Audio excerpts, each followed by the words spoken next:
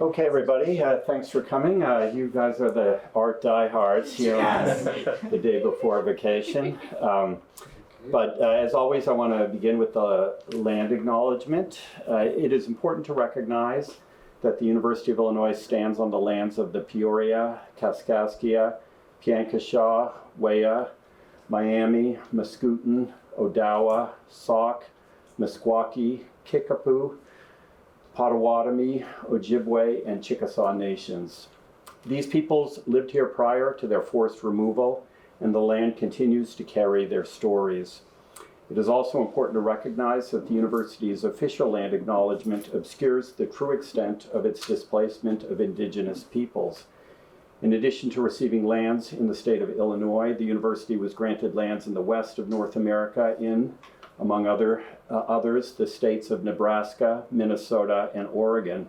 Like many other land grant institutions, the university sold these lands to private entities to raise funds and thus displaced at least 177 other nations, tribes, and peoples.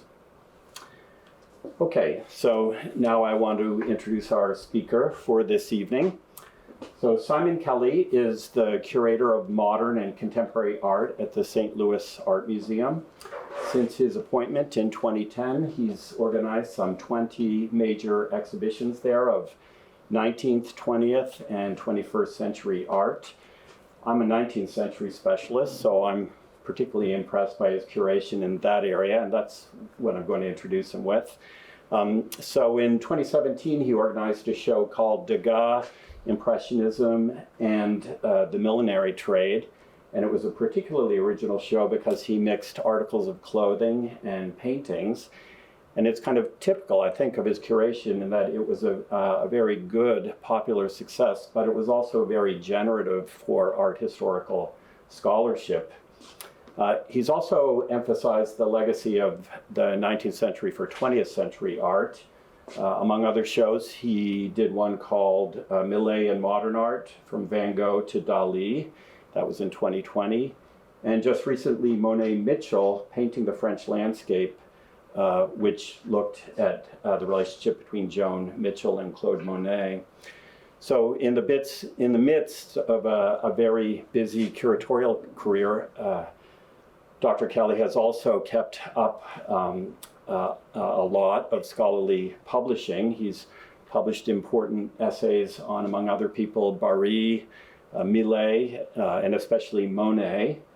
And his book, Théodore Rousseau and the Rise of the Modern Art Market, was published in 2021 by Bloomsbury, and I think it's coming out in paperback next month, is that right? Yeah, so today Dr. Kelly is here to speak about an exhibition that's opening in a few months at the St. Louis Art Museum. It's called Matisse and the Sea. Please welcome Simon Kelly.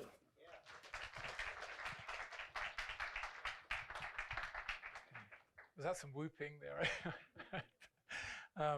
No, actually, this is my first visit to the Krannert Art Museum, so I'm very happy to be here. Thank you all for coming. Thank you, David, for that very kind and thoughtful introduction. So yes, we have this upcoming exhibition, Matisse and the Sea, which opens in actually less than 3 months, which is making me panic slightly. But it's exciting. You know, it's a show I've been working on for several years now, and it looked at the importance of the sea as a kind of generator for Matisse's experiment. And it is the first exhibition actually to explore the significance of marine imagery right across Matisse's career. You know, he was fascinated by the sea, and it became a focus for him, obviously, in painting the Mediterranean, but also the Atlantic and the Pacific Oceans. Just to sort of bring this to life a little bit, I mean, if you come and see the show, you will see a good number of images of the Mediterranean. That's Matisse at the top right, actually swimming at a place called Cavaliere near Saint-Tropez.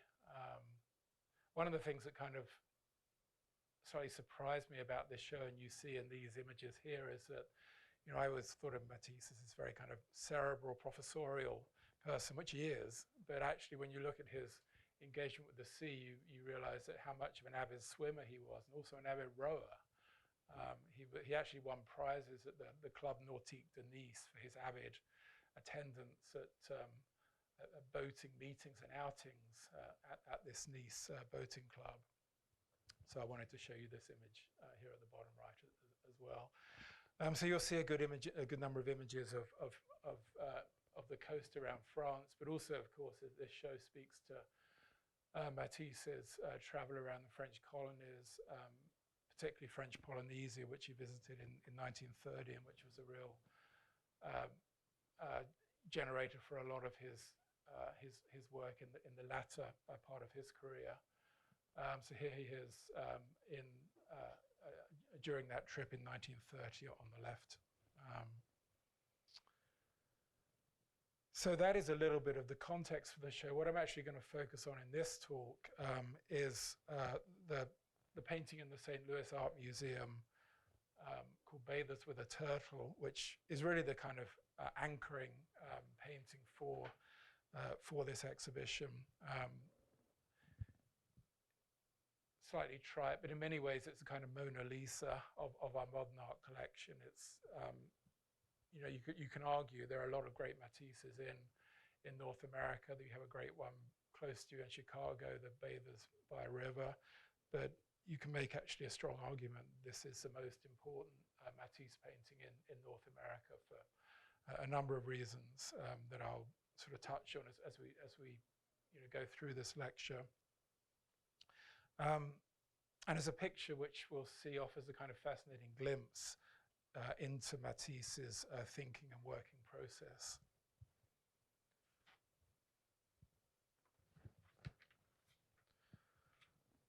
So on December the 15th, 1907, at the very moment that Matisse was in the midst of his work on Bathers with a Turtle, the radical poet and critic Guillaume Apollinaire published the first extensive article on the artist in the journal La Phalange.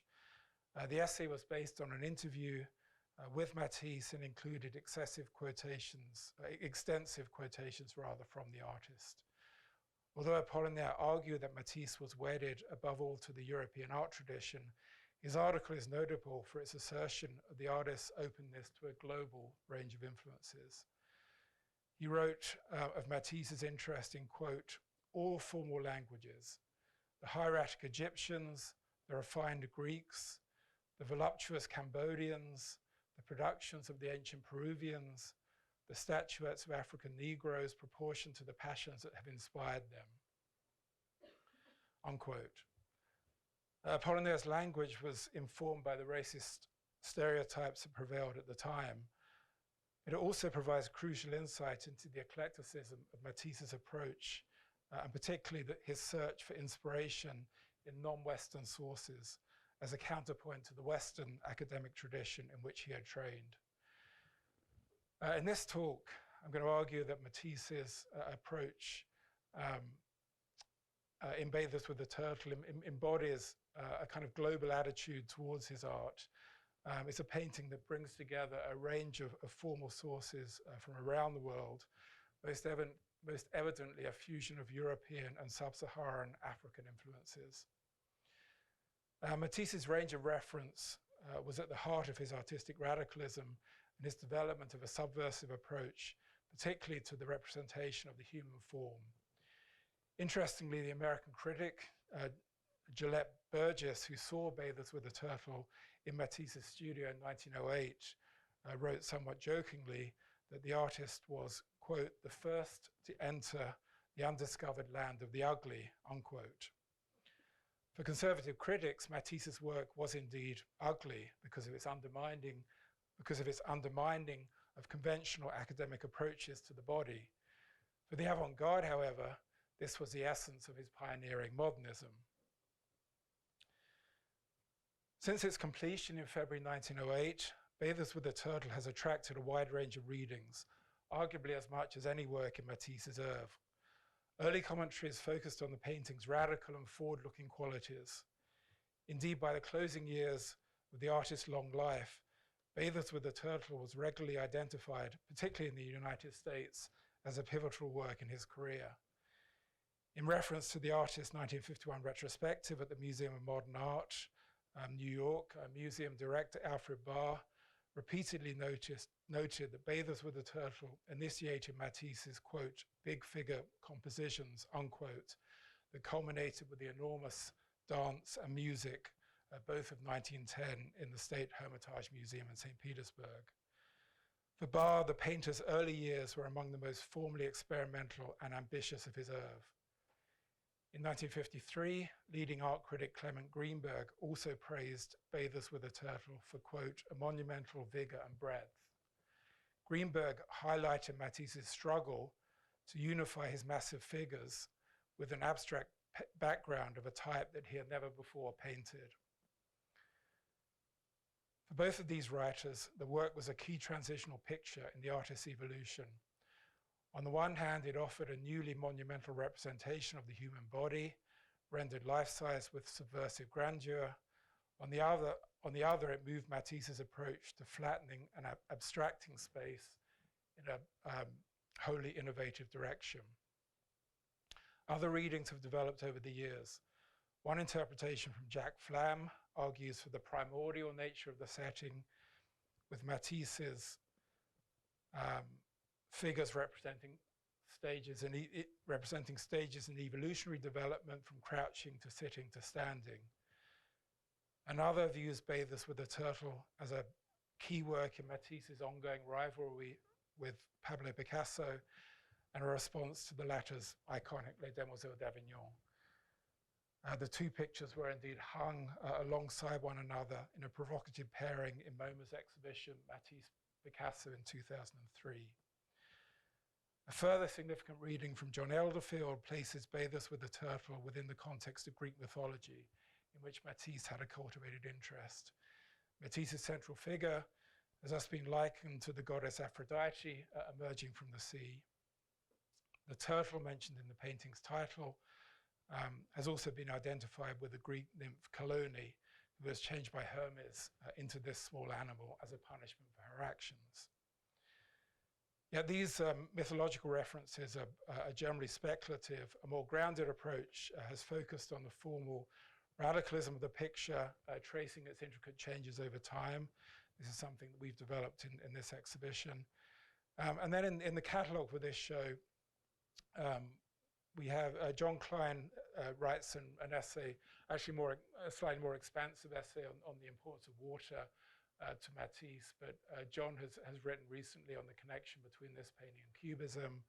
And then Ellen McBreen, who's an important feminist scholar, has argued for Matisse's transgressive treatment of gender in our catalogue. My argument draws on these earlier readings, but really focuses on asserting the centrality of Matisse's globalism, his global approach in this picture, and that's what I'll try to draw out in this talk. So Bathers with a Turtle has been viewed as an enigmatic painting since its creation, and it is indeed among the most mysterious in Matisse's whole output. Part of the reason for this is that the artist himself was tight-lipped about the painting and barely said anything about it or his intentions for it. Matisse also never exhibited it in Paris, as he did with other comparable major pictures. So there is little critical discourse to help us understand the contemporary responses to the painting in France.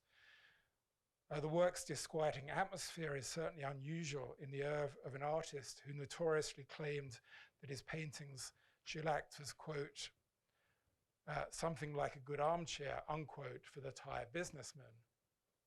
The very title of the work is complicated. Matisse never gave a formal title to the composition, and in its early years, it was referred to in various ways, most frequently Women by the Sea, but also Three Women by the Sea, and most succinctly, simply The Sea, in correspondence between Matisse and his early patron, the Russian industrialist Sergei Shukin. The current title, Bathers with a Turtle, was first used in Matisse's 1951 Museum of Modern Art retrospective and appears to have come not from the artist, but from Alfred Barr. So what does the painting represent? Essentially, it depicts three nude female bathers on a beach by the sea. In 1951, Matisse, in one of his few references to the picture, described it laconically as, quote, a big picture showing three women by the sea playing with a turtle, unquote. Despite the painting's title, the identification of the animal, which serves as a focal point for the whole composition, is actually unclear. Strictly speaking, with its rounded shell and short legs, the animal seems to be a land-dwelling Mediterranean tortoise, as opposed to a turtle, which generally lives all around water and has flippers or webbed feet. It is certainly not a sea turtle. However, all tortoises are in fact a subgroup of the wider turtle family, that is the order Testudines or Colonia, or reptiles with bodies encased in a bony shell. As a result, the use of turtle as established in the painting's title is retained in this talk and also in our exhibition.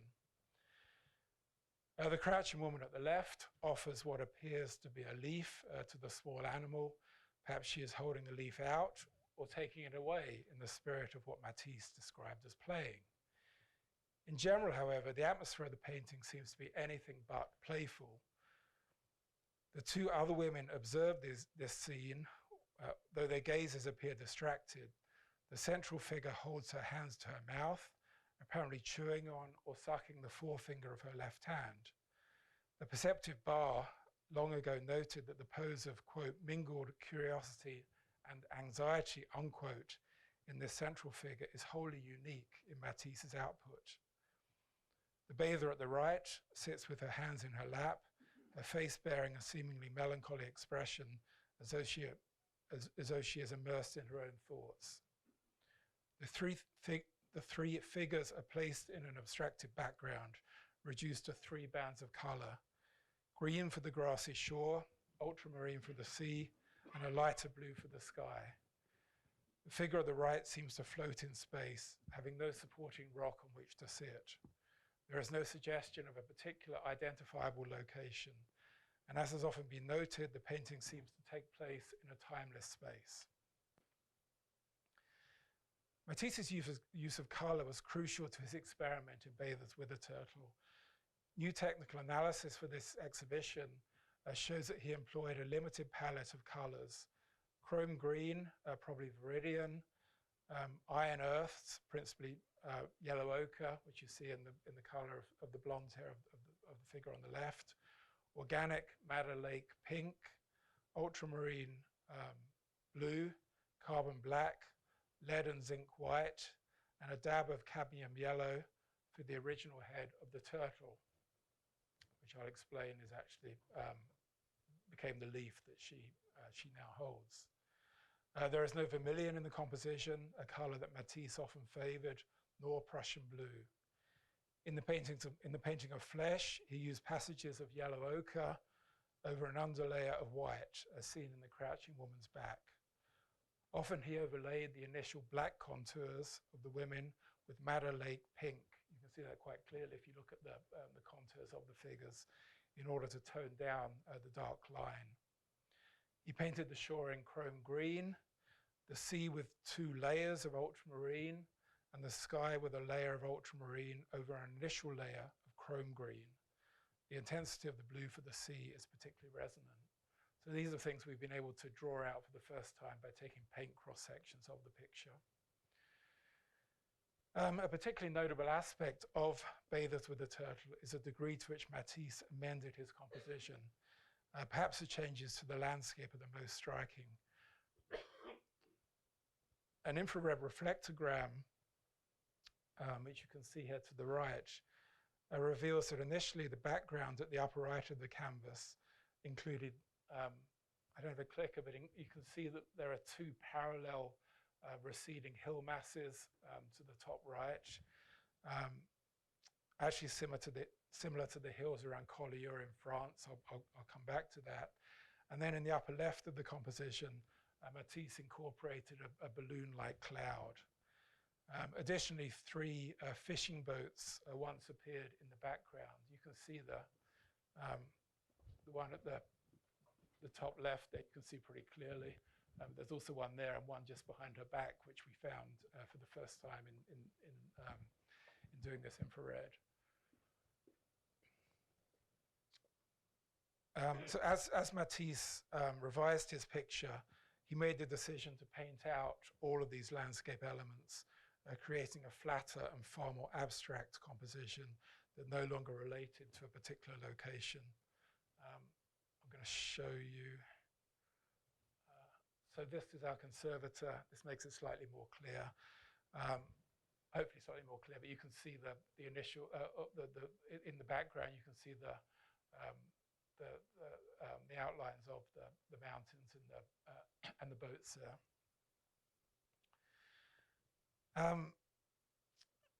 There are no known compositional drawings for the painting, nor any individual drawings for the three figures in the canvas. Highly surprising for a picture of such a monumental scale. Matisse seems to have worked out the poses and gestures of his figures on the canvas itself, which accounts for the large number of often visible pentimenti in the composition. Matisse's decision not to hide these changes and to foreground his process is evidence in itself, I think, of the picture's radicalism. The most dramatic revisions, in addition to the landscape, are to the central standing figure. And you can see this actually pretty clearly with the naked eye. That central figure has been moved to the right actually on 3 times on 3 occasions. And you can see the pentimenti are actually still visible, although much clearer in infrared.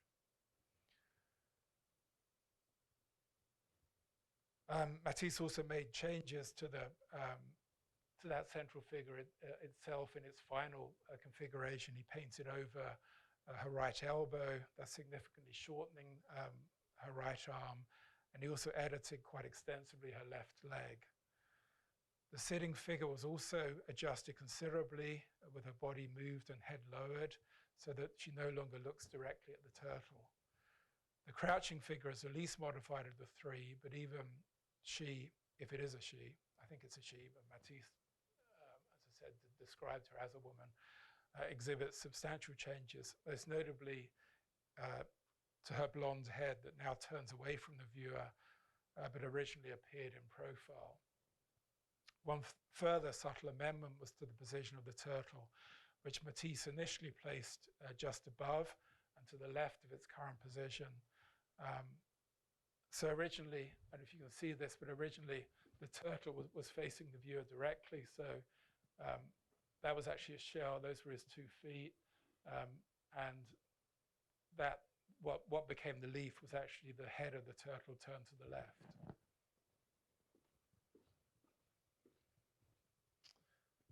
So all of these changes, a sort of cumulative effect, particularly to the figures, is to enhance a painting's sense of alienation.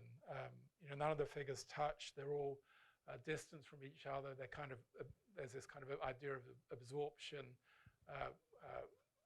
which was enhanced by the changes that Matisse made to the composition.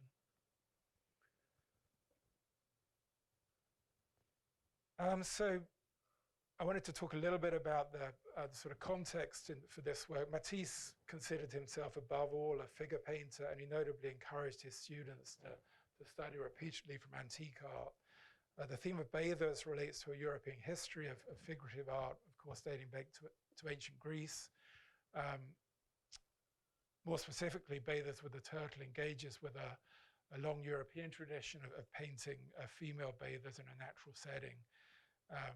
Think back to 16th century Venetian painters, Titian, Giorgione. But academic artists like Matisse's first teacher, Adolphe William Bouguereau, often treated the theme with quasi-photographic, near-pornographic imagery. The polished surfaces of Bouguereau's bodies provided an academic model against which Matisse and other avant-garde artists such as Cézanne reacted, often with rough surfaces and sketchy impasto that were seen by conservative critics of the time as crude and, quote, ugly.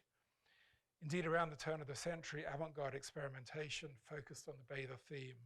Artists including Pierre Puvis de Chavannes, Henri Matisse, and of course Cézanne generated inventive treatments of the subject. However, it was Matisse, a deeply competitive artist, who developed perhaps the most subversive response to this established tradition, shocking and baffling his contemporaries. In the 1900s, Matisse produced an ongoing body of highly experimental work, concentrating on the theme of bathers. Despite his formal radicalism, Matisse showed little interest in the painting of modern life, no contemporary bathing costumes, for example, and instead placed his protagonists within a timeless Arcadian environment. The subject of Arcadia, or a kind of idyllic golden age, often informed by the writings of the Roman poet Virgil, was much discussed at the turn of the 19th century, notably in the context of France's Mediterranean coast.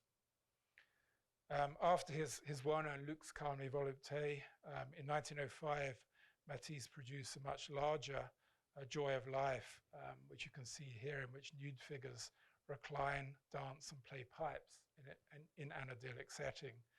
Matisse even described this painting as representing, quote, Arcadia. When first shown, the painting was deeply shocking to French audiences because of its acrid color and flattened abstract effects. In 1907, Matisse produced Le Lux I and Le Lux II. Both compositions were seemingly inspired by classical mythology and showed a nude Aphrodite-like figure attended by two female servants. Here, for the first time, Matisse painted bathers as life-size, rendering anatomy in a profoundly anti-academic manner using simplified forms, namely extended necks and abstracted upper torsos that resemble sub-Saharan African sculpture. And this is a theme that I'll start to talk a little bit more about now. So when Le Lux I, the painting on the left, was exhibited in 1907, it was highly controversial. One critic, Albert Flamand, compared the women in the picture to, quote, mulattoes, unquote, a period racial classification for people of mixed black and white ancestry. Another, Louis Vaucel, described one of the women's features as, quote, this Kanak face, unquote, a literal reference to the Melanesian inhabitants of New Caledonia, then a colony of France, though probably intended as a generalized insult. We may imagine that Bathers with a Turtle would have inspired similar comparisons had it been exhibited in Paris in 1908. It continues this ongoing fascination with innovative treatments of the bather theme, taking the tradition in a new and different direction. Matisse's life-size bathers have a greater monumentality than those in Le Lux I, and the use of line to define their forms is far more emphatic. Moreover, with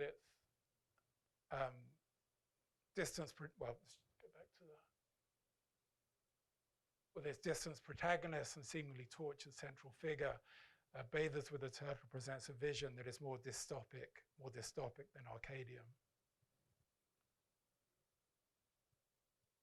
So the precise origins of Bathers with a Turtle date to Matisse's time in Collioure, a fishing village in the southwest of France, some 15 miles from the Spanish border.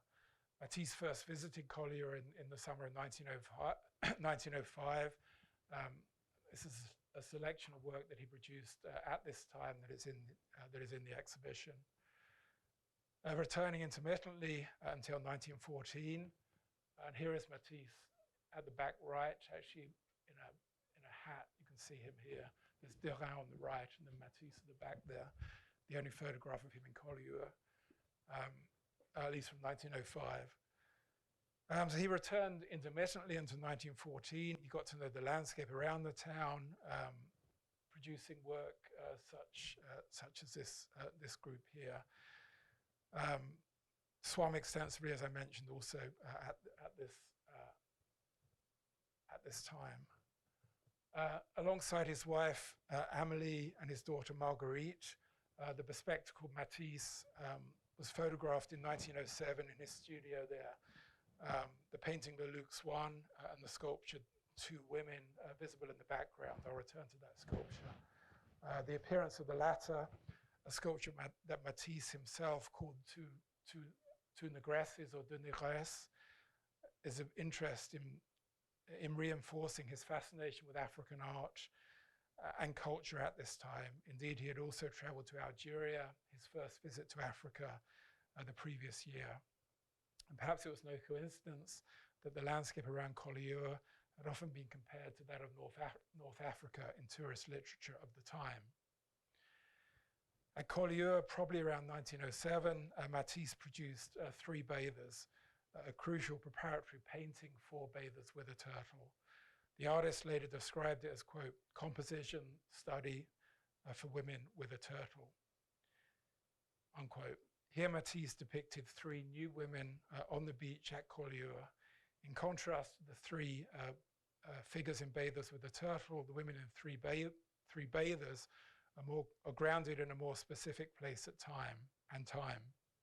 The woman at the right clearly sits on a towel and rock, and the figure in the center, her arm cocked, holds a towel.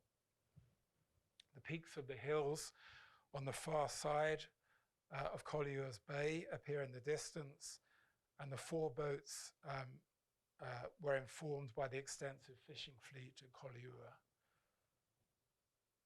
Here's an example. Here's a photograph of that fleet. The painting is notable for its luminous fauve color, inspired by the work of Paul Gauguin. Also noteworthy are the heavy black outlines that Matisse used to delineate the forms of his figures. That he later, those original blacks were what he initially painted the figures with in Bathers with a Turtle. Matisse would radically change his color palette and treatment of line in Bathers with a Turtle, while also making major compositional changes to his three figures and their background. Not only did he paint out elements such as the boats, mountains, clouds, towers, and rocks, but perhaps most significantly, he added a turtle, providing a point of focus for the gaze of the three figures in the St. Louis painting. Matisse returned to Paris from Collioure around September 1907. Back in the capital, he explored the theme of bathers in other media, like the ceramic plate, as well as sculptures. And there's an interesting dynamic, I think, between Matisse's sculpture and his painting. This is one of my favorite sculptures by Matisse, Small Crouching Torso. He's removed the arms and the head. You can see particularly in the image on the right that the sort of tensed, muscular form of the back that has a really interesting dynamic with the back of the figure in the painting. And then again, these two larger sculptures that Matisse was working on at the same time also dialogue with the painting, the sculpture on the left with the figure on the right in the painting. And the roughness of the surface in back one has been connected with the rough kind of anti-academic finish of the St. Louis painting. So in this Bathers with a Turtle has been assigned various dates from 1908, which you can see Matisse actually signed the picture with that date at the bottom right, to a period from December 1907 until February 1908. This exhibition actually argues that he began the picture at an earlier date in the fall of 1907, before completing it the following February. In reference to this painting, the artist-gallerist Félix Fénéon noted on January 28, 1908, that Matisse had been working on quote, a large canvas for a long time, unquote. Matisse himself later recalled that he painted the picture at the Couvent des Oiseaux. He wrote, so I was working at Les Oiseaux. In that studio, I painted a big picture showing three women by the sea playing with a turtle, that quote I mentioned before. This convent was one of the numerous religious properties that the state reclaimed after the implementation of new secularization laws in 1904 and 1905. It had previously been inhabited by a Catholic religious order. Matisse first rented a studio in the abandoned convent in October 1905, seeking a space larger than his atelier on the Quai Saint-Michel in order to facilitate the painting of the Joy of Life.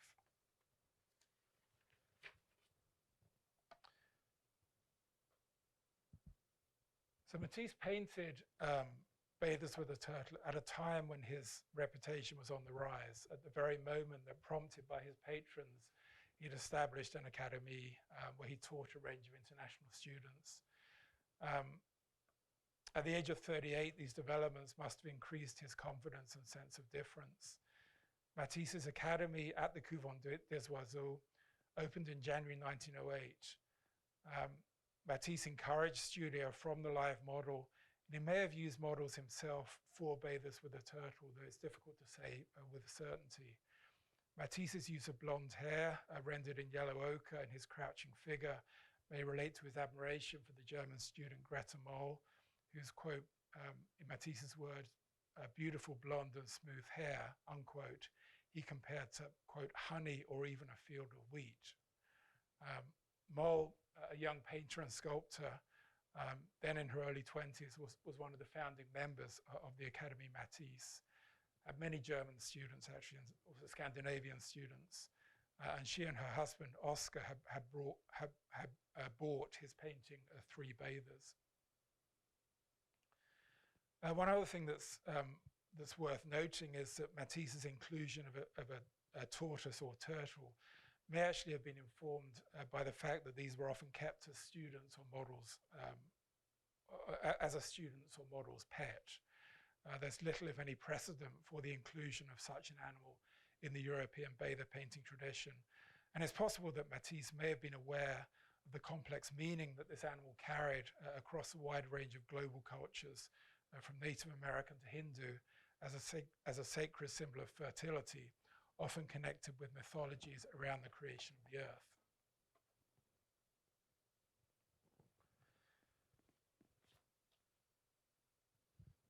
So I'm going to move on now to look a little bit at the range of sources that I think is sort of at the crux of my argument here.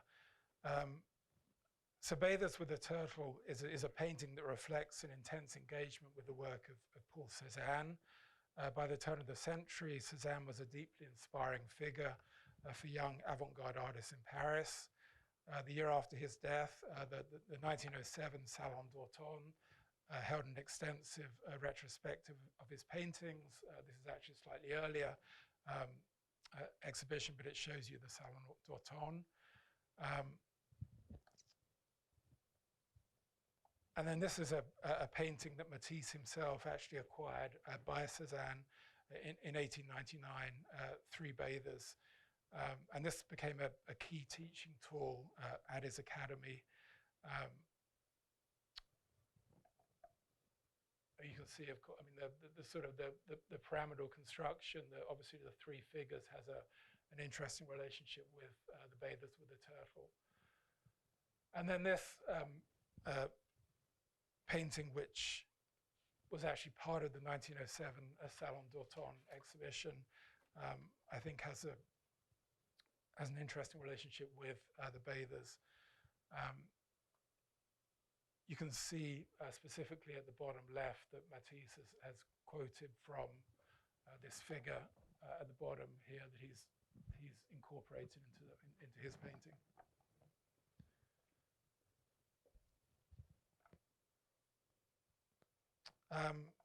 Cézanne is key, but I also wanted to mention Gauguin because it kind of speaks to the globalism of Matisse's approach.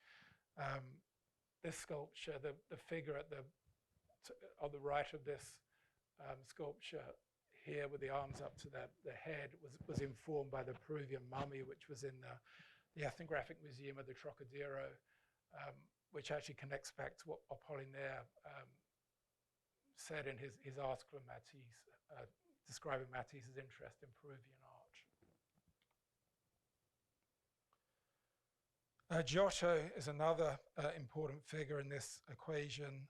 Matisse's flattening and abstraction of space in Bathers with a Turtle may also have been informed by the Proto-Renaissance flatness exhibited in frescoes by the 14th century Italian painter Giotto. For a month in the summer of 1907, Matisse visited Italy and was particularly impressed by Giotto's work in the Arena Chapel in Padua. There he saw the extensive installation of religious paintings depicting the life of Jesus. Matisse's decision to emphasize a vibrant ultramarine blue in the background of Bathers with the Turtle was probably influenced by the flat expanses of intense blue in the chapel ceiling, as well as Giotto's compositions. And then sub-Saharan African sculpture. Bathers with the Turtle reflects Matisse's fascination with African art, I think, to an extent that's arguably exceptional in his painting output. Perhaps surprisingly, the depth to African art in this work has been never fully explored or recognized. For Matisse, African art offered a dramatically different way of rendering the human body when compared with the European naturalistic tradition dating back to the Renaissance. African sculptures were brought to Europe in large numbers in the late 19th and early 20th century, with objects coming to Paris via travelers and missionaries returning from French colonies. Matisse could have seen the extensive collection of sub-Saharan African objects in the Ethnographic Museum of the Trocadero, which opened in 1878. In 1906, he acquired his first African object, a Vili statuette, from Emile Heyman's gallery. He later remembered, quote, "I very often pass by the Rue de Rennes, in front of the shop of a seller of exotic curios, chez le Père Sauvage. And so I would look at the different trifles that were in the window. There was an entire corner of little wooden statues of Negro origin. I was surprised to see how these were conceived from the point of view of sculptural language, how close it was to the Egyptians. That is to say, when compared to European sculpture, which always took its point of departure from musculature and started from the description of the object, these black statues have been fashioned after the material according to invented planes and proportions." Matisse was drawn to, quote, "the invented planes and proportions of African art." That is the emphasis on planar spatial relationships in African statuettes and statues, as opposed to the mimetic recreation of an observed figure in conventional Western sculpture. He also famously noted that he had immediately taken this statue to Gertrude Stein's house on the Rue de Fleurus, where it was seen by Pablo Picasso, inspiring that artist's interest in African art. Matisse's own intense involvement with African art, evident in his work from 1906, can be regarded as a prominent aspect of his ongoing rivalry with Picasso. Both were indeed central figures in the avant-garde Parisian community of artists who sought to appropriate African art as a vital source for their experiments. In fact, in December 1907, Matisse visited Picasso's studio and saw Les Demoiselles d'Avignon, which, as is well known, was profoundly informed by African statues and masks. But the connection of African art to the St. Louis painting has been less discussed. Matisse's engagement with African art was at its most intense at the time that he was working on Bathers with the Turtle. From 1907 to 1908, African sculptures were still very much seen as radical and having an avant-garde quality. However, a few years later, they will become a fashionable commodity. By 1908, Matisse probably owned as many as 20 African statues and masks. A number of visitors to his studio, like Max Weber and Charles Caffin, the English art critic, talked about the impressiveness of this collection. Caffin later noted that the artist, quote, "passes his hand over these statuettes in pronouncing a single word, simplification." I think Caffin's recollection is interesting in highlighting the appeal for Matisse of the abstracting, stylized qualities of African sculpture.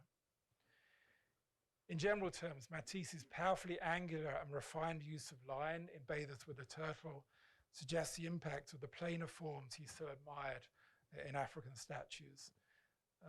This is another work that was part of his collection, and this is one of his sketches, a rare sketch of his. Actually, you can see it's a sketch of the Sanufo statue on the left. Matisse's accentuated dark outlines even resemble carvings in wood. For example, the breasts, left arm and left leg of the seated woman in profile are especially thickly outlined in angular contours. The crouching figure at the left has a muscular form with a jagged V-shaped line in the middle of her back that suggests tension as she bends down. Matisse's rough, broken lines subverted academic convention for the representation of the female body, as did his willingness to distort form. He rendered the seated figure with unnaturally elongated feet and an unusually small head relative to her body. Matisse's picture complicated the accepted Western codes for representing the naturalistic female nude in a tradition that dated back to the Renaissance. Moreover, and perhaps most notably, Matisse seems to have sourced the pose of his central figure from African sculpture, probably from the gesture of the Vili statuette he had acquired in 1906, but possibly also from the poses of the larger pair of Gogh statues that he also owned. And these are both in our exhibition. In its original context in the Lower Congo region, actually this statuette, and we've tried to explore the original function of these statues. This was a sacred power figure used as a protection, probably in a familial private home, suggested by its small scale. The gesture of hand to mouth may signify the chewing of bitter root, while the protruding tongue seems to have been a way of invoking and activating the medicines that would originally have been attached to the stomach area.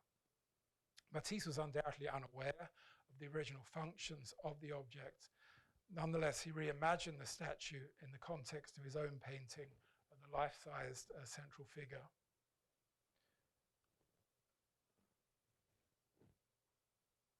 The connection to African women is heightened by the similarity between the slender body type of Matisse's figure and that of the two North African models in the photograph from the quasi-pornographic ethnographic review, L'Humanité Féminine, that Matisse had pinned to his studio wall and then informed his two women sculpture on the right here.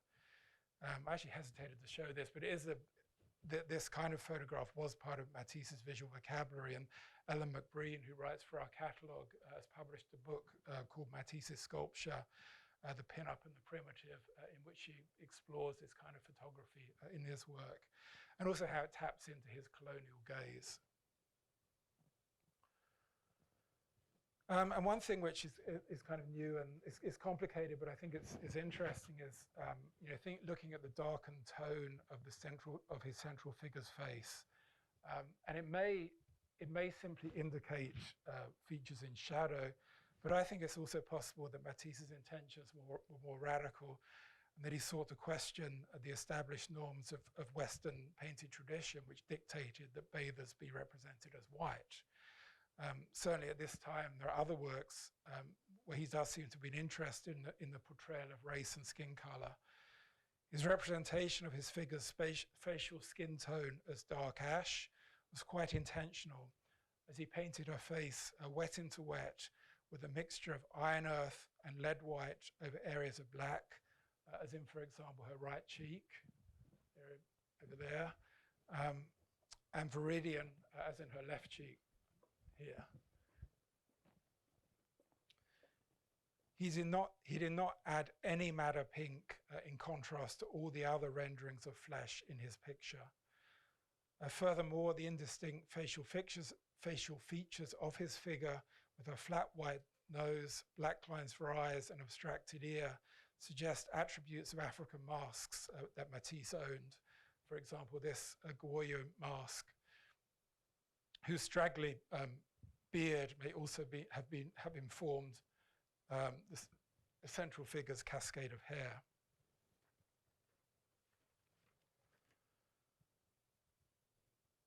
I also think this figure on the right has a connection with African art. This static quasi-hieratic pose. I think you can connect to the pose of this sculpture that we believe he also owned by this time. Matisse often connected African sculpture and historical Egyptian Nile Valley sculpture, making the comparison a number of times in his writings and conversations. At the very time he was working on Bathers with a Turtle, he owned a sculpture that was described by the American critic Inez Haynes-Irwin on her visit to his studio in April 1908 as, quote, one Egyptian black figure with a bird's beak and with breasts like pyramids, unquote. Her description aligns with this Bamana sculpture from Mali that Matisse owned certainly by 1915 and could have had by 1908. It is quite possible that Irwin was simply mistaken in identifying the sculpture as Egyptian. The attenuation and abstraction of the limbs in both artworks is noteworthy. Compare the paddle-like hands of the Bamana figure to the extended feet of the woman in Matisse's painting. Seen in sum, such observations transform Bathers with a Turtle into a radical fusion of the European painting tradition and the sculpture of sub-Saharan Africa. Matisse appropriated these two disparate traditions for his avant-garde experiment. He subversively brought together the art of colonizer and colonized, aligning cultures that the logic of colonialism insisted should remain separate.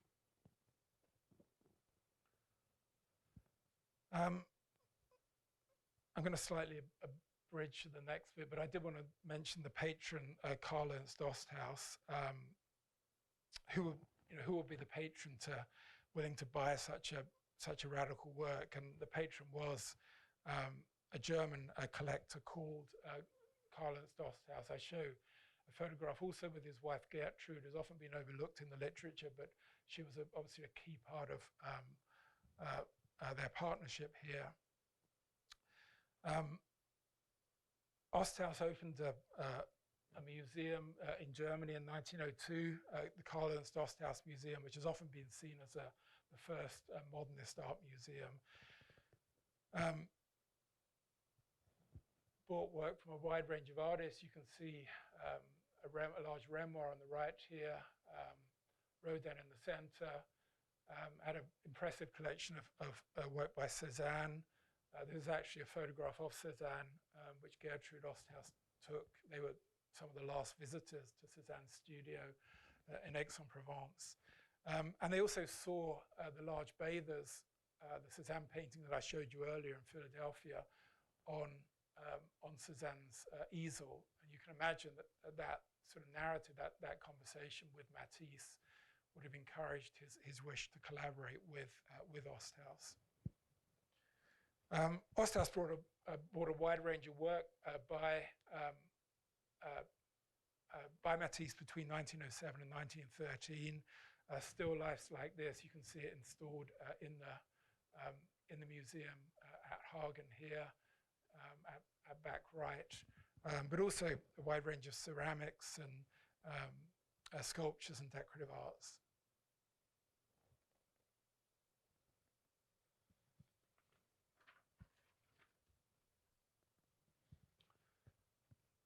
So we know, one of the interesting things about, and which I think, to slightly,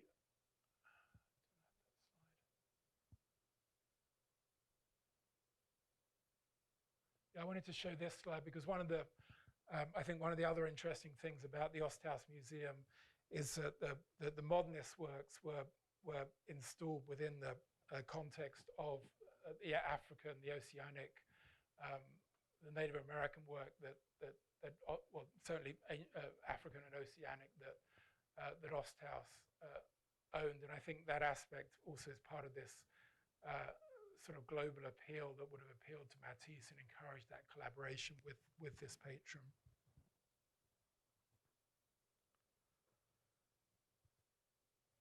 So we know that in February 1908, Hans Perman, who was a member of Matisse's Academy, he sent Osthaus a photograph of this finished painting. Osthaus had visited earlier when the painting was in process. Perman described the work as, quote, having beautiful colors and powerful drawing. And then in March 1908, Perman wrote again, encouraging Matisse to buy the work and actually saying that Matisse would offer a discount on the painting well, the painting was offered at 3,000 francs, which was actually a significant sum for Matisse at that time. But Perman wrote, quote, if Matisse knew that you wanted to own the picture, then he will make all possible concessions.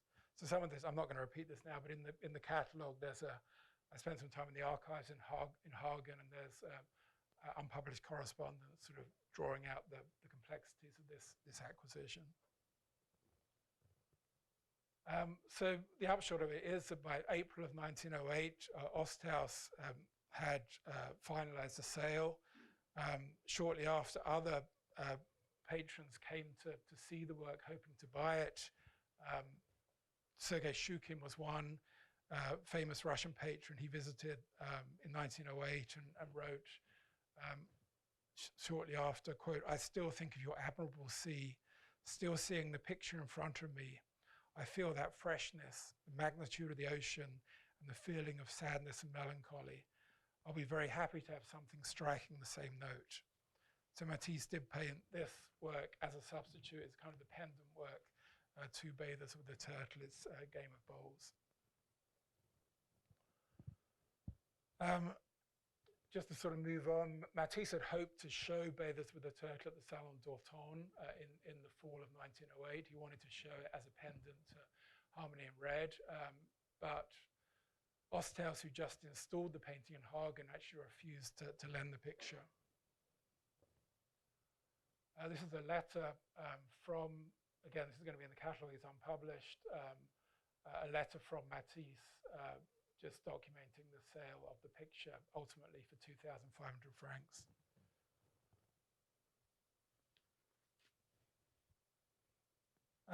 Although now sold, Bathers with the Turtle continued to inform Matisse's practice.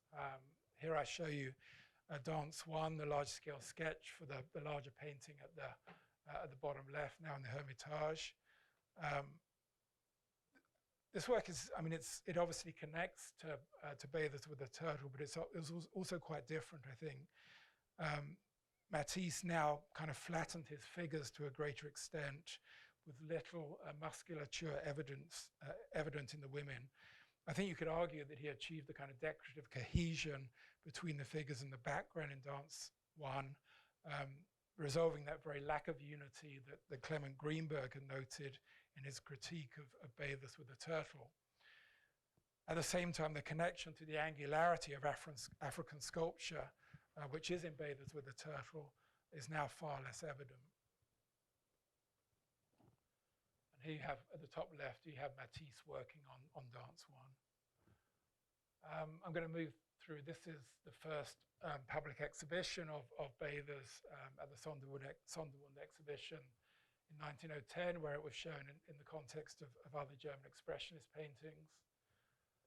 This is when it was shown in Matisse's large retrospective at the Museum of Modern Art in 1931, where it was really given quite some prominence, as you can see in that installation shot. And then here, this is the reason why the painting is in St. Louis. In 1937, the Nazis removed Bathers with a Turtle from the Folkwang Museum, citing the painting as an example of degenerate art. It was subsequently purchased at the unprecedented sale of works from German public institutions at Gallery Fischer in Lucerne, Switzerland, on June the 30th, 1939. The young American collector, Joseph Pulitzer Jr., then only 26, had decided to attend the sale, encouraged by Matisse's son Pierre, a noted art dealer. The precocious collector Pulitzer, like Osthaus, seems to have instinctively understood the synthesis of European and African art in the painting. Indeed, he already owned major avant-garde works by Modigliani and Pablo Picasso that were informed by African art. Pulitzer later remembered his impression with Bathers with a Turtle at the auction preview. Quote, I was absolutely dumbfounded by the power of its structure and the tremendous sort of muscularity of the idea, unquote. After buying the work for only 9,100 Swiss francs or $2,400, the picture remained with him. It was shown often in shows in the 1940s and 1950s, impacting, I think, a range of contemporary artists. For example, Richard Diebenkorn, who visited Matisse's retrospective exhibition that traveled to Los Angeles in 1952. And I think it's quite possible that seeing Matisse's picture had an impact on the color palette of a work like this, one of the Ocean Park series, inspired by a coastal location, much like Matisse's painting. Now to finish up, having experimented with the bather theme so obsessively between around 1905 and 1915, Matisse actually rarely treated it for decades thereafter. He did revisit it intermittently in the 1930s and 1940s in his prints, but only in his deeply productive year of 1952 did he return to it in earnest in a group of paper cutouts of female bathers. Matisse's late paper cutouts are often seen as his most inventive and forward-looking works, particularly in their sense of abstraction and flatness. Matisse's original title for his 1952 Blue Nude series was Bathers or Baigneurs, the very title that he had used to describe Bathers with a Turtle in 1908. In making his paper cutouts in his Nice studio by the sea, the memory of his most ambitious bather painting within a marine context, Bathers with a Turtle, must have been very much on his mind. Matisse represented his cutout female bathers not only crouching but also standing and sitting, just as he had done in his earlier picture, and he again openly revealed the complexity of his process. You can see this particularly in the Blue Nude 4, where there are many pentimenti, much charcoal drawing, just as you can see the pentimenti in Bathers with a Turtle. Matisse intended for his Blue Nude cutouts to be placed in the expansive natural setting that was his enormous parakeet and the mermaid. As photographs of this work in progress reveal, he experimented with different examples of the Blue Nude. Here that's Blue Nude 2 at the top right. Ultimately, he included a mermaid, but a number of photographs show his placing the Blue Nudes within this setting, surrounded by expansive balloon-like leaves that closely resemble his seaweed and coral cutouts. He was creating a kind of oceanic paradise inhabited by his bathers. But again, as with Bathers with the Turtle, you have this dialogue between the bathers and nature and the sea, but just now in this updated language of the 1950s. So for me, the connections to the late paper cutouts, further testimony to the forward-looking quality of Bathers with the Turtle. I think that the picture has a particularly important position in Matisse's early experiment, and its significance continued to resonate throughout his career. On the one hand, in the flattened space of its background, the painting was his first to include elements that might be called truly abstract. On the other, in its representation of the female body, Bathers with a Turtle offers a subversive marriage of a range of controversial and avant-garde global sources, from Paul Cézanne to African art. His three nudes, the apparently Caucasian or European woman with blonde hair crouching at the left, the central figure with a dark, seemingly African face and jet black hair, and the figure at the right who holds a pose informed by sub-Saharan African sculpture, encounter each other in a universal space that transcends a particular location. The grouping generates the overarching, quote, power, unquote, that the artist himself recognized in his work. Within Matisse's immediate circle, it seems to have been the formal aspect of the picture, quote, such beautiful colors and powerful drawing, unquote, in the words of Hans Perman, that attracted the greatest attention. Yet, what is in fact most powerful about Matisse's approach is its eclectic globalism. In Bathers with a Turtle, Matisse fused European and African references to create an image of new cultural hybridity. Thank you.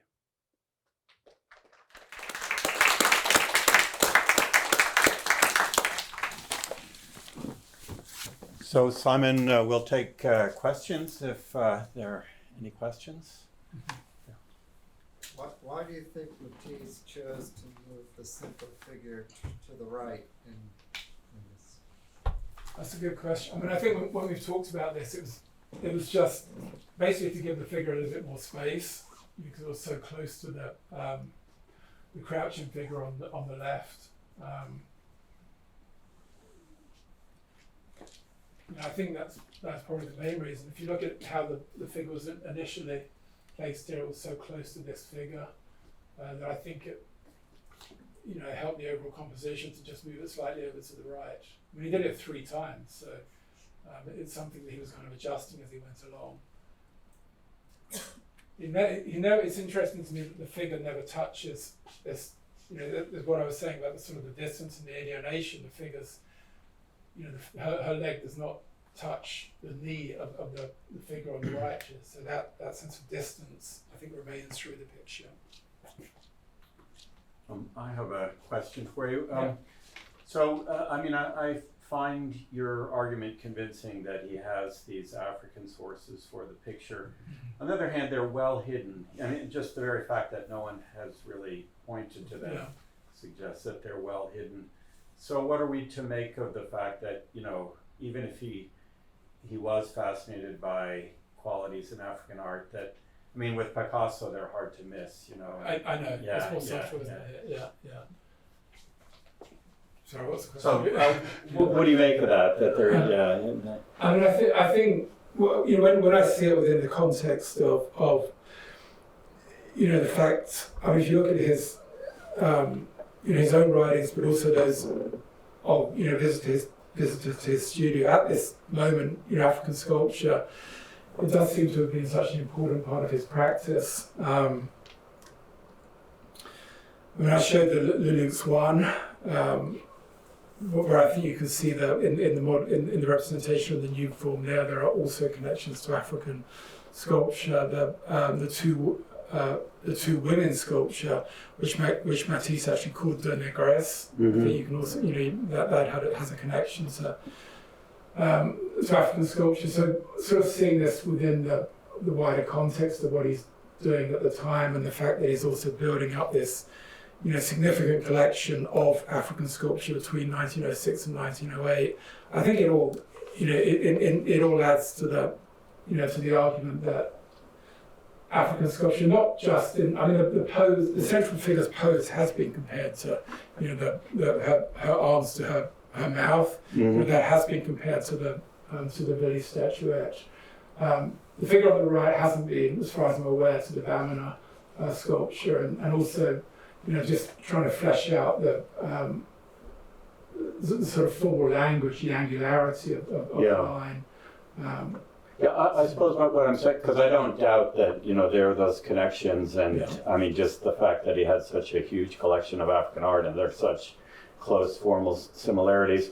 But I guess I'm trying to push at its significance, I guess, in the sense that with Picasso, you sort of get there's a feeling, I don't know, a certain aggressiveness, that he expects the African associations to carry a certain shock value. I'm not a Picasso expert, but I think that it's certainly more obvious. Whereas I don't know if one. I mean, again, most people didn't understand the style here at all, and it's shocking in its own way. But I just find the resonance quite different, and I'm having a hard time seeing it? Articulating it, I guess, I don't know. What do you think? I mean, I think it's kind of an interesting, when I had that slide up of the central figure's face, because the fact that there is no matter pink there, I mean, that's something that's interesting to me. And because he was also collecting masks at this time. Yeah, no, the skin color thing, is that too is convincing. It's that...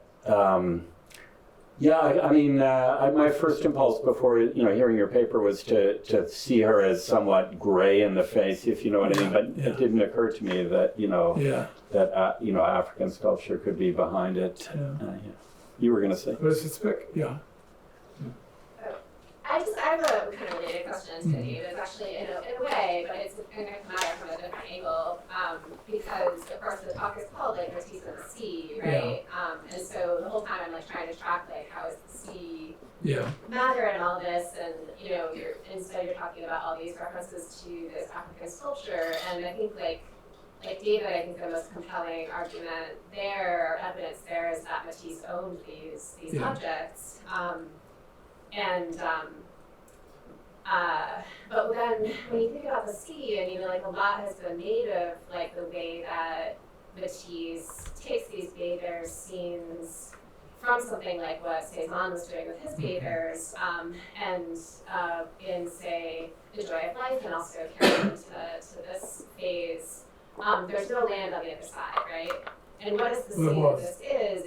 It's the Mediterranean Sea, we have to imagine, right? Well, so there is this kind of actual like erasure of the other shore. It is, and that's why it's pretty interesting considering, especially when you look at like the way that those sculptures are photographed in that very modernist way, with the white backgrounds divorced from their context. You see what I'm saying? No, I mean, it's interesting. Like, I mean, especially the opacity of this paint, even further. Yeah. That's true. I mean, I think that's the difference to the study in Minneapolis, which does, relates to the Mediterranean to Collioure. But as in this painting, there isn't a particular location, right? I mean, it's outside time and in a way sort of outside place as well. Well, and that's made the point that's even more interesting by the way he obscured, or he gets rid of the boats and the clouds, right? Those like markers of time in like Impressionist painting, right? No, exactly. I mean, I think there's an early article by Jack Flam where he talks about that. I think I mentioned it, the sort of primal location that he creates, again, sort of almost kind of prehistoric. I think that was that's his word. But I think I'm right in saying that Flam connects that idea to the idea of so-called primitive sculpture, and that there being some kind of connection there between the location and Matisse's interest in the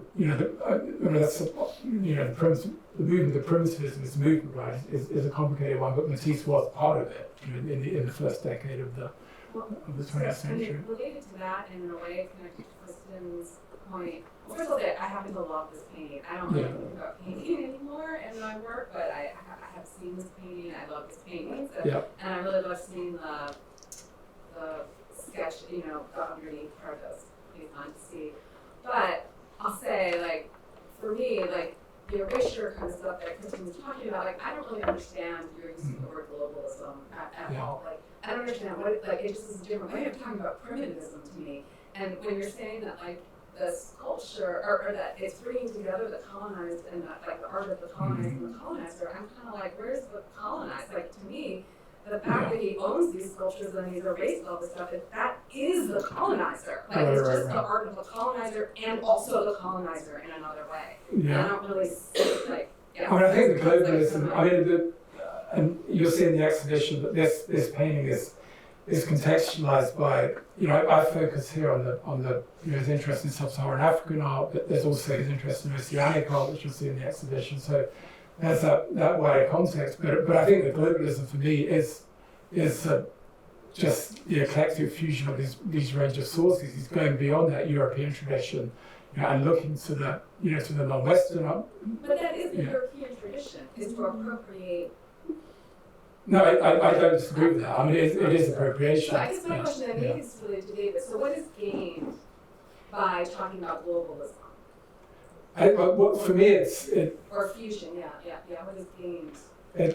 What is gained in terms of the exhibition, or gained in terms of Matisse? And Matisse. I think for him, it did provide a very different kind of visual language, to that which he'd been trained in, the sort of academic, sort of Bouguereau-esque tradition. I think it really did have a shock value for him. It offered a difference. I think it's going to be sort of complicated how we're going to manage this guy. I don't disagree with that. Matisse he is kind of embodying the colonial gaze. He didn't really understand the function of these objects. He's appropriating them. There's no doubt he had a passion for the objects, but he didn't really understand them. It was all kind of fairly superficial. And then it's also complicated by the, some of this kind of photography he was collecting of African women, which is, is blatantly sexualized. And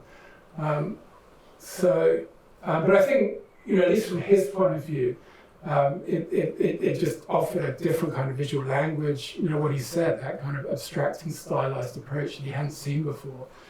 So I think it was for him, he certainly didn't understand the complexity of the objects, their original meaning, their original function, but he appreciated them on a kind of formal level, and that was what impacted his art. And that's kind of what, sort of arguing in this picture in terms of the way the line is, the line is applied, and also the way that some of these poses are developed and put together.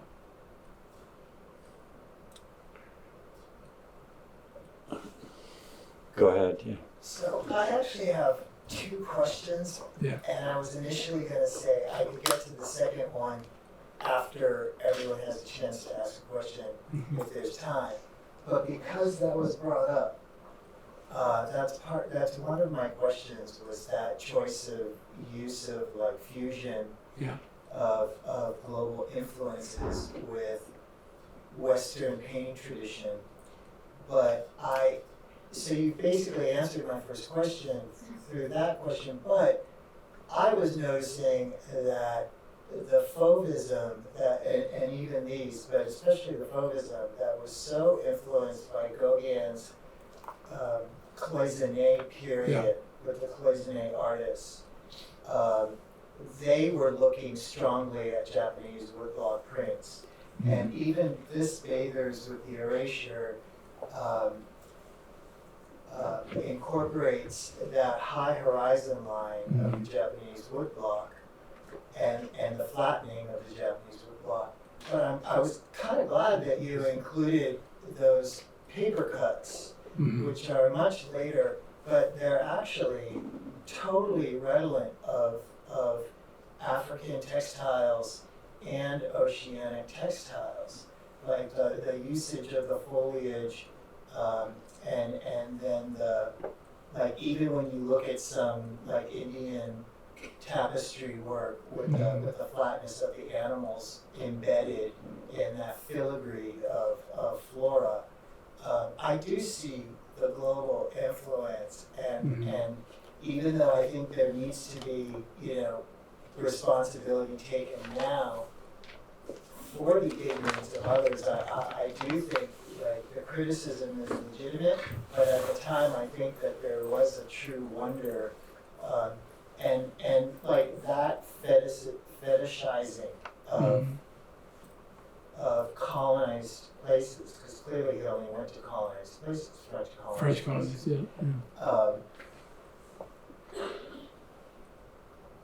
I just lost my thought. My second question was really different. It was like a social historical question about Bouguereau, because I didn't know that he studied with Bouguereau. And then you also showed the atelier that he established. Yeah. That was in the south of France, the atelier? So he was working in Collioure. It was kind of like an atelier, but the academy was in Paris. The one in the convent. No, the atelier that Matisse was part of. Do you mean the academy? Yeah, I think when we're talking about was in Paris. Well, he both studied in Paris, and his own school that he established was also in Paris. Yeah. I was talking about the one with the photograph of all the students. My question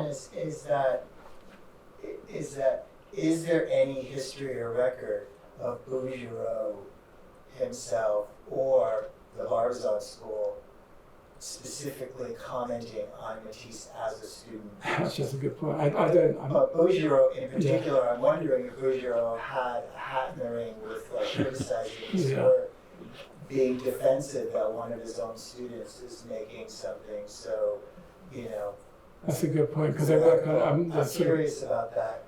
The opposite. And then I'm curious as to whether or not Matisse had an actual curriculum, or it's an atelier school. Was he trying to teach people how to paint like this?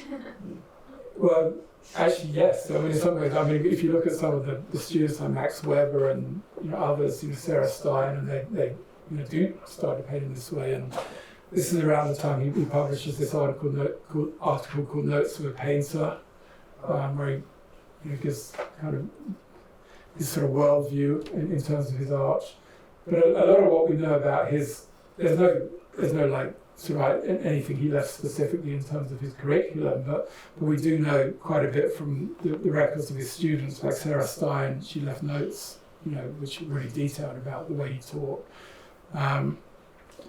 And then just to go back on the globalism, because I feel like the whole sort of globalism thing is important, just to try to flesh it out more. I mean, he is, those later works after he goes to Tahiti, he's collecting a lot of, I see the globalism in his collecting as much as anything. I mean, later on he's collecting a lot of tapa cloth, from Polynesia, and that, that's been connected to some of the later textiles that we have in the exhibition. And then the collecting of African art goes beyond sculpture. It goes to sort of Kuba cloth and textiles later on, which is I think it's quite interesting. So, yeah, I don't know. I feel like there's a lot more to talk about here, but it's, I appreciate the questions. I think there was one more. Go ahead, Shreya. Yeah. I was really struck by just like the gendered scenes between the bears with a turtle and then the game of bowls. Yeah. I was curious if the references to African forms, if you found in your research that those also appear in the game of bowls, or if there's a completely different point of reference. In terms of the forms of the forms of being Sources in African. I don't think so. I don't know. I mean, that's a good question. I mean, much less has been written on that painting. I don't see the sources or the connections to African art as being as strong in that work, but maybe I should look at it more closely. It just seems to echo this particular gaze that he's kind of emphasizing through his collecting practices. If that isn't also seen in some way in this similar composition, but one that's dealing with a different gendered body. The other thing, which is, the whole question of gender, I didn't really talk about this much, but the question of gender is quite interesting. I mean, you see it to some extent in this painting. We have a painting in the show called Music Sketch, which is coming from MoMA, which is around the same time. And the sort of gender fluidity is so interesting because the figure, there's a figure on the left which is kind of, it says sort of masculine presenting, but has no male genitalia. And then in the background there are two figures kissing who you think are women, but actually don't know that they are women. So it's kind of interesting that the way that Matisse is kind of playing with gender at this point as well. And I wonder if, we don't, the whole question, obviously the figure on the right is a woman, and Matisse did talk about this painting as being three women. But Ellen talks a little bit about this in her essay. Okay, thank you very much, Simon. And